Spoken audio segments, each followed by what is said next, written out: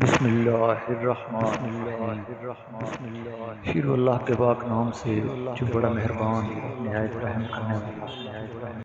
مقدمہ صحیح مسلم حدیث نمبر 4۔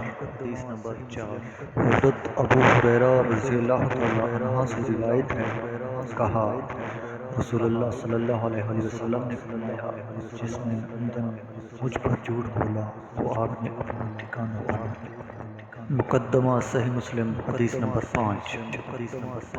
سعید بن عبید نے کہا، ہمیں علی بن ربیعہ علوی نے حدیث بیان کی، کہا میں مسجد میں آیا اور اس وقت حضرت مغیرہ بن شعبہ رضی اللہ تعالیٰ عنہ کوفہ کے امیر گورنر تھے۔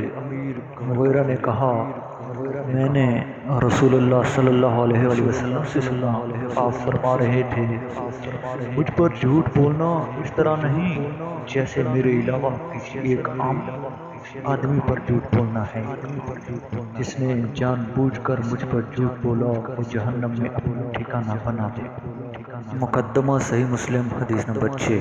محمد بن قیاس اسدی نے علی بن ربیعہ اسدی سے، انہوں نے حضرت مغیرہ بن شعبہ رضی اللہ تعالیٰ عنہ سے، انہوں نے نبی صلی اللہ علیہ وسلم سے اس طرح روایت کی، لیکن بلا شبہ مجھ پر جھوٹ بولنا اس طرح نہیں جیسے کسی ایک عام آدمی پر جھوٹ بولنا ہے کا جملہ بیان نہیں کیا۔ مقدمہ صحیح مسلم حدیث نمبر 7۔